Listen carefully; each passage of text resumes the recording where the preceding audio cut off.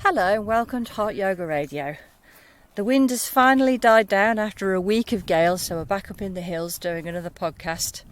And this is another episode in our Interesting Times series. So today we want to talk about what's been happening in Afghanistan. And to be honest, it's really, it's kind of been quite shocking, even though it shouldn't be really, because it was kind of obvious what was going to happen, really, I suppose. But still, it's very distressing, especially as we've been following the footage of what's been happening on the ground. I really feel for the Afghans at the moment. So just in case anyone listening to this doesn't know what's been happening, just very briefly, I think about 18 months ago, when Trump was president, he made an agreement that the American troops are going to be pulled out of Afghanistan, and Biden took over and he decided to uphold this agreement, which is very, very popular in America. This is what I would imagine the majority of the people want. So they did, and they've been trying to train, as far as we know, the Afghan army to make sure that Taliban could be repelled if they decided to try and take over the country again. But unfortunately, within 9 days of the American troops and also British troops and troops from other places in the world being pulled out, Taliban, it took them 9-10 days to take over the whole country, get to Kabul, take Kabul. So it would seem that really the whole population of Afghanistan is deeply distressed and desperately trying to escape, a lot of them, to the point where they're trying to climb on moving planes, and some of them unfortunately falling to their deaths, and they'd rather do that than live under the Taliban. I mean, you were saying this morning there's 60% of the Afghan population is under 20, so a lot of these young people are not going to want to live in the kind of regime that the Taliban imposed upon Afghanistan last time. So, understandably, a lot of them want to leave. Not to mention the women, how unbelievably distressing it is for them, knowing they might be thrust back into the god-awful life that they had last time under the Taliban. So that's where we're up to at the moment.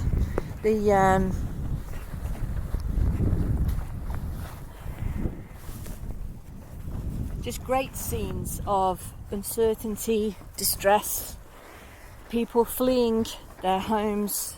I think there was 20,000 people on the move, and all of this happening in the time of COVID as well, just to make it even worse.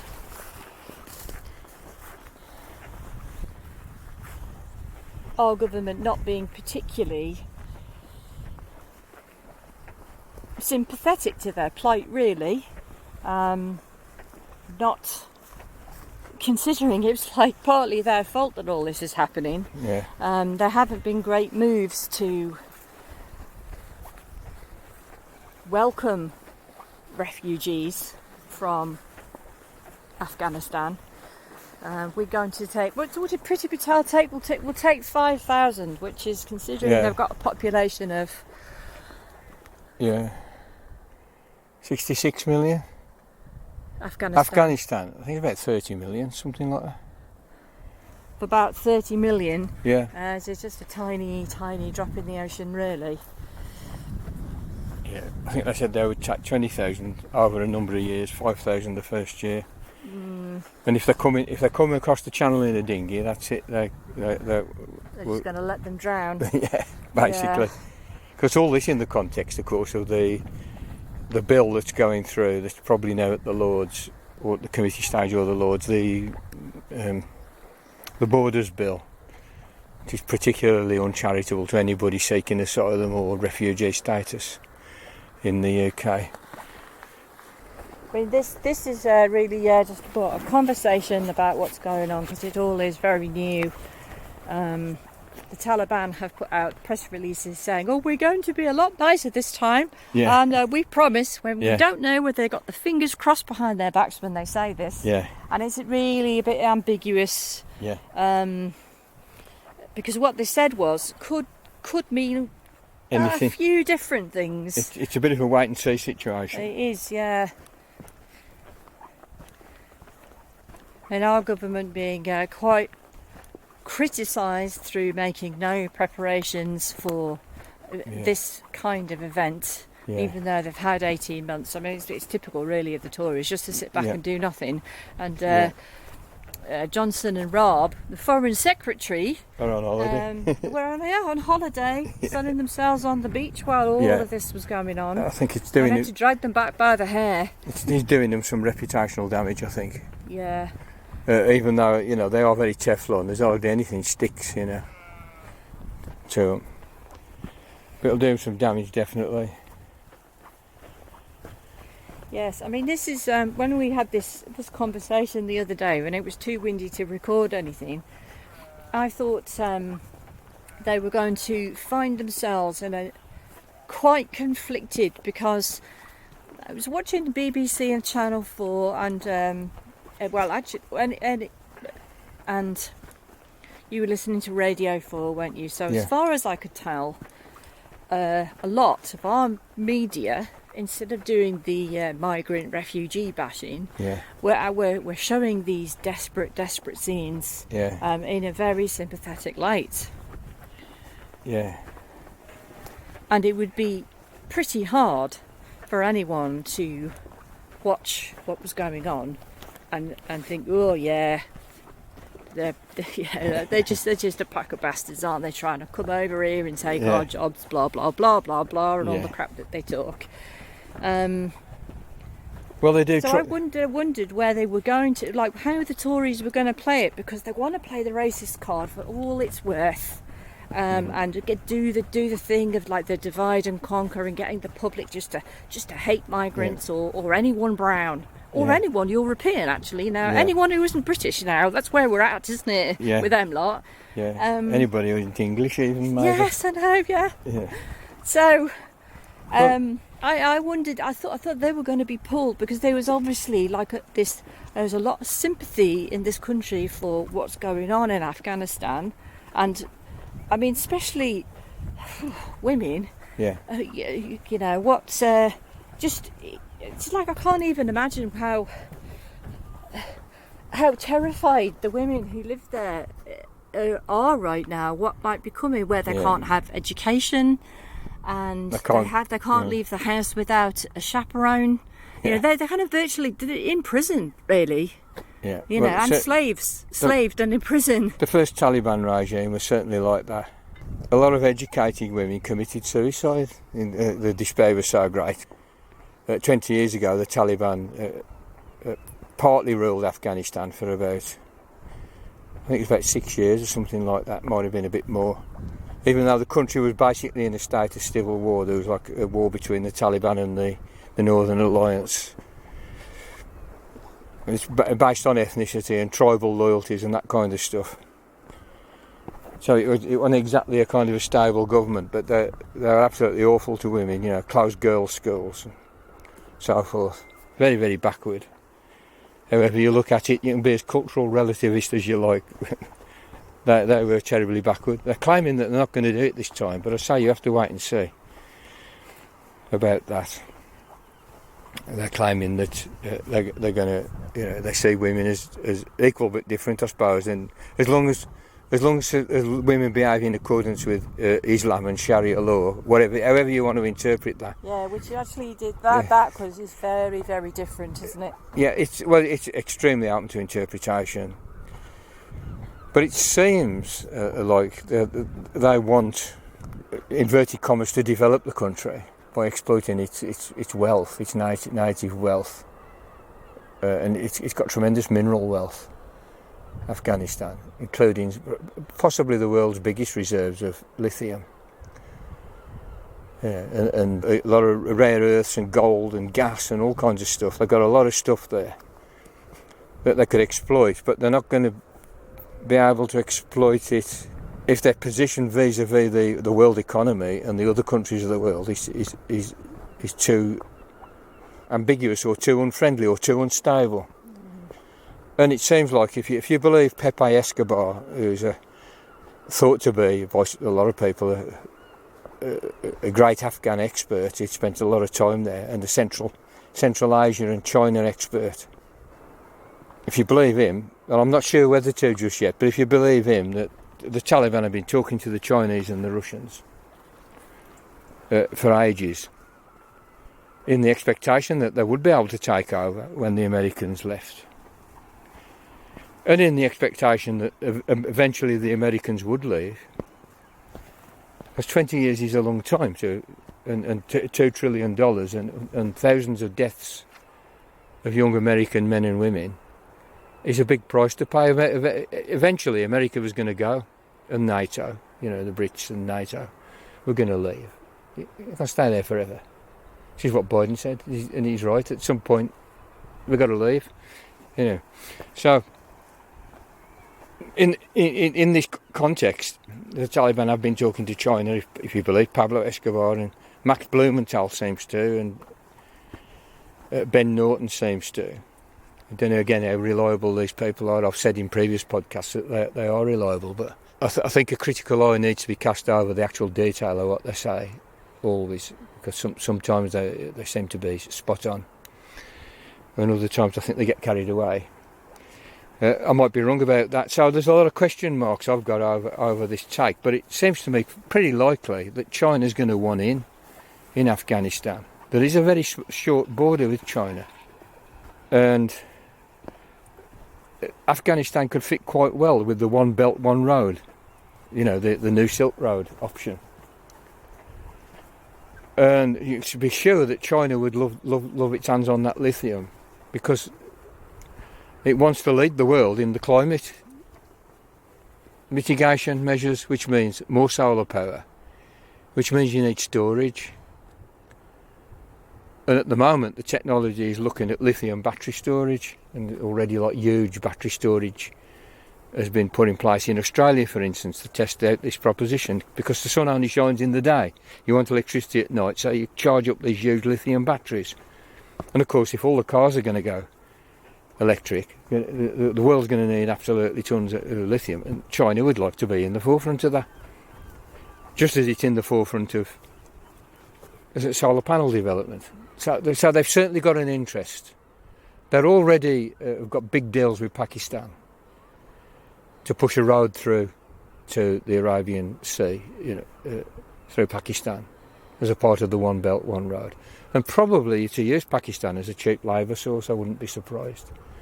Afghanistan could fit very neatly with that, and you can be sure they want their hands on the lithium and the rare earths, which are also useful in computers and advanced electronics, and mobile phones and communications, all that kind of stuff. And the story goes that the Chinese and the Russians have said to the Taliban, just behave a bit, just put on a bloody reasonable face to the world, Don't come on all grim-faced and we're going to lock women up, because it's going to be politically very unproductive. And also China, of course, has got another interest in Afghanistan, and is the fact that Mujahideen types are training in Afghanistan, have got associations with the Taliban and other Islamic fundamentalist movements in East Turkestan, which we know as Xinjiang, and where of course there's an enormous amount of propaganda in the West about Xinjiang and about the Chinese slave labour concentration camps, genocide. The truth is that China is trying to put the lid on a a low-level terrorist war in East Turkestan, which has been fostered by Islamists in Afghanistan. And it seems, if Escobar is correct again, that the Chinese have said to the Taliban, don't give these people any arms or any money, because they've got Islamist terrorists who do suicide bombs and roadside bombs and assassinations in Xinjiang, or assassinate Chinese engineers outside of China. They even set a bomb off in Beijing. And people are surprised when Beijing clamps down, when the Communist Party clamps down, because every country would do exactly the same. Not that I'm trying to be a pal of the Chinese Communist Party particularly. So the China has got this kind of dual interest. They would like to put their hands on the lithium. They would like to develop Afghanistan. Roads. But if the Americans come back and start bombing the crap out of Afghanistan again, it's going to affect trade, isn't it? So that's the thing. They don't want that to happen. Yeah. Well, that's right. I say just any kind of like real unfriendliness, lack of recognition by the rest of the world. It's going to make it very difficult for China. But they want something in return, and what they want in return is that the Taliban don't help the Islamist insurrectionists in China.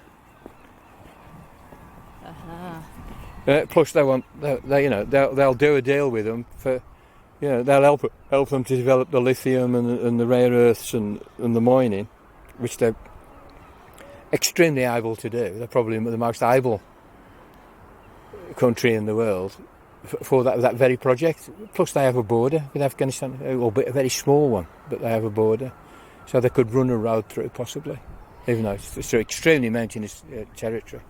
Be an engineering feat to get a road through that picture. So it strikes me that if the Taliban play their cards right, they could actually become immensely rich and powerful. Yeah, they could. Which is a little bit worrying. What do you think would happen then? I don't know. It's a long way off, because America and its allies, even though the allies are a little bit more jumpy about this than America is, want to destabilise the rise of China, which is happening in conjunction with the fall of America, the decline of its empire. And remember that the Chinese are working on de-dollarising that part of the world. They've already done this multi-billion 10-year oil deal with Iran. America's devil, the Iran. But they're not going to deal in dollars. They'll be using a digital-backed yuan or some synthetic kind of combination of rubles, whatever the Iranian currency is, China and the yuan, all digitised. I know that Michael Hudson's working on this, and they know that their political power, stability, wealth is dependent on de-dollarising their own economy. And to do that, they need partners. But remember, China is in this new alliance of 15 countries in Southeast Asia, which is like a kind of it's like a kind of common market in the Far East, and it's the biggest trading bloc in the world. It covers 30% of the world's population. But American allies are in that group. Australia, New Zealand, South Korea, Japan are all in it. Yet they have military alliance with America, so they're kind of in a very tense situation. Also, remember that the One Belt, One Road is planning on. Just to describe what that is for anyone who doesn't know. It's like a trade network of roads, ice-fill rail, sea routes, spreading all the way across from China right the way into Europe. To Isburg is at the moment. Trains are coming. There's trains coming every week. It takes weeks to get across there, but and they're putting fast roads, high-speed trains, but also sea routes. They're building ports. They lend countries money to build ports, or they build them. forget the name of it, a very important port that they built in Greece. It's also they sell their goods in Europe and trade back, but then it goes much further into Africa and into. So it's a big enterprise. It's enormous, and it's got finance, wow. It's got trade, it's got development, it's got port building, road building, infrastructure building globally. It's absolutely, and they're pressing ahead with it. And America doesn't want it because this is the rise of China and the decline of the American empire. So that is the context of Afghanistan. And you can't divorce what's happening there from that. Yeah. You know, you cannot. So it seems to me you've got no chance of understanding what's really going on there without this geopolitical context. At the same time, I don't think you've got any chance of understanding it without the historical context either. And our media are really giving us none of that, or only like little hints. I did notice somebody on the BBC this morning said, "Oh, they got trillions of dollars worth of minerals," and it just could have been passing. And even I was watching Max Blumenthal talking to this Pepe Escobar, I think last night or the night before, and even he didn't know that Afghanistan was sitting on this huge deposits of lithium, bigger than Bolivia. And we've known this for ages. You go back over our podcasts, and I know I keep saying this, and perhaps it's a little bit boastful or something, but we've mentioned this stuff for ages, you know.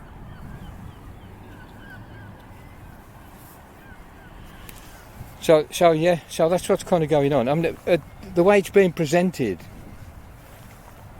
is that somehow we've left them in the lurch.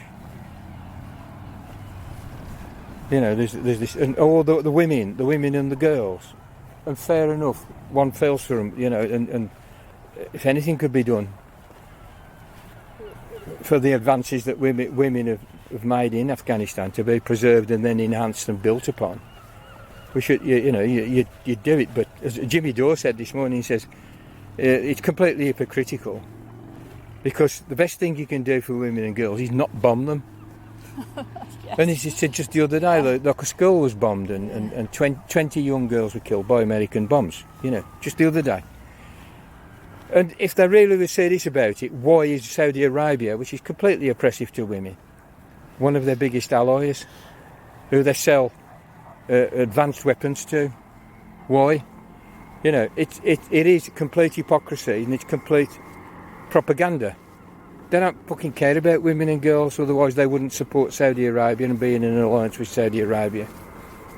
It's just pure geopolitics. And you can catch a film on YouTube of Hillary Clinton when she was, I don't know, Secretary of State or whatever she was, saying, "We created the Taliban. We created them." And they did. And this is why you need to understand this. The Taliban, Al-Qaeda, Mujahideen were all set up by the Americans to oppose the Russians when they invaded in 2000, I think. It's Christmas Day, actually, the main lot went in. Yeah, so, you know, it's a lot of the kind of crocodile tears about the women and the girls, and a lot of the stuff about, oh, we should still be there. You shouldn't have gone there in the first fucking place, and you shouldn't have created these people in the first place. And they went in initially to get one over on the Russians. It was Cold War. You know, they sort of funded and equipped the Mujahideen, the holy warriors, the jihadists, to fight the Russians. And the Russians went in to prop up a communist government that incidentally was committed completely to complete equality for women and the education of women. So my kind of reaction is I don't really like what the British press and the British politicians are making of it, because it seems historically and geopolitically vacant. And I certainly think this talk about women and girls, even though it's right that one should oppose their oppression, it's also hypocritical on the part of the US and sabre rattlers and flag shaggers in British and American politics. And say otherwise they wouldn't support Saudi Arabia. They don't actually give a shit about human rights. They don't actually give a shit about women having equal rights and access to education and careers and work and so forth. But they'll make a big song and dance about it for propaganda reasons, because really what's being played is a horrible psychopathic game of geopolitics with resources that actually, is the irony that, you know, that lithium, by most accounts, is going to be absolutely necessary if we're going to save the fucking planet. Incidentally, how do we know about all these minerals, the mineral wealth in Afghanistan? Because while the Americans have been there the last 20 years, they've surveyed the whole country just to see what they got. Wow. These things are never about what they claim to be about. This is the big moral. There's always another agenda, you know, and it's a big, as I say, a psychopathic geopolitics power agenda. And this is taking place in the context in which the American empire has run out of momentum, and it will inevitably decline into a similar kind of situation or position as the British Empire. In other words, it'll become nothing, and the country will become a second-rate country. But simultaneously, China is rising because they've got exactly the right policies for their type of country. It's not to say the place is a pleasant place, and the whole thing hasn't been built on blood and tears. Probably has, but nevertheless, they've happened upon something that's, for now, quite dynamic, and they in their turn will fall. Empires always fall, but at the moment they're trying to raise the standard of living of their people. You know, so that we'll have a middle class society, friendly to nature, socialist by 2050. That's their ambition, and it is a genuine ambition.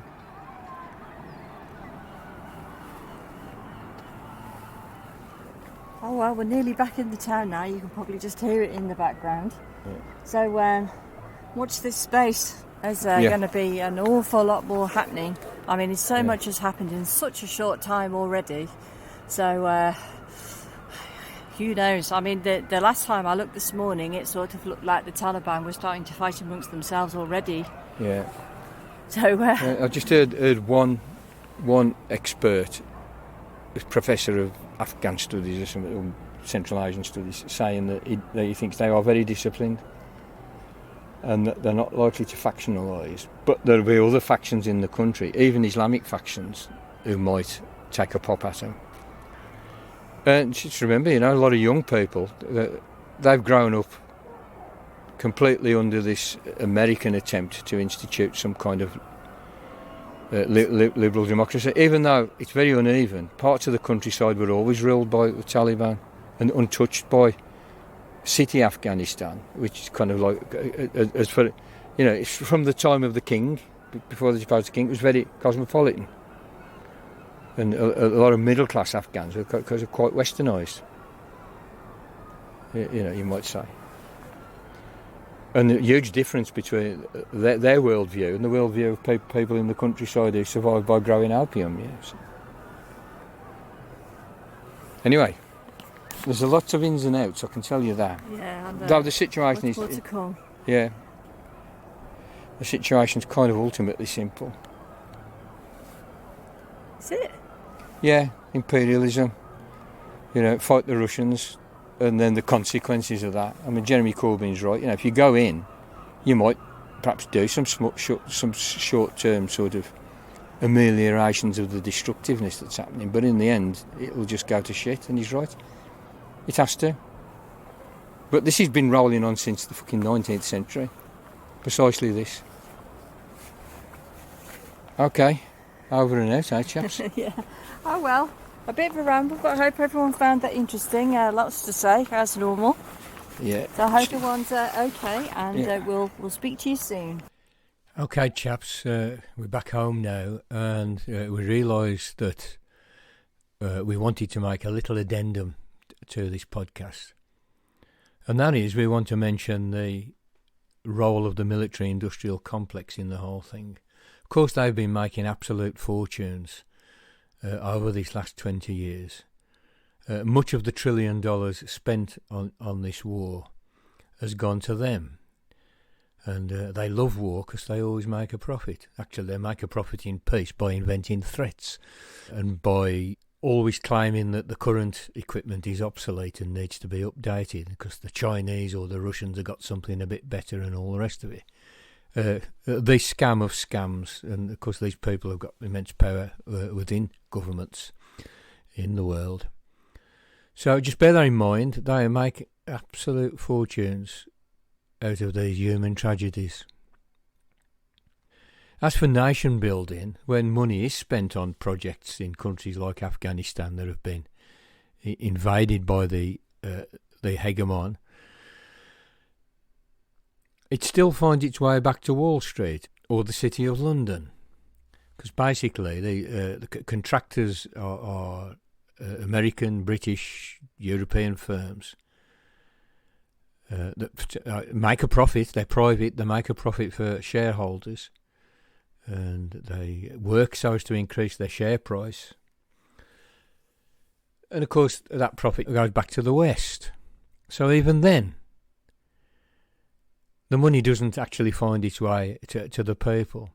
I mean, if it did, if $1 trillion went into Afghanistan, there'd be solar panels on every roof.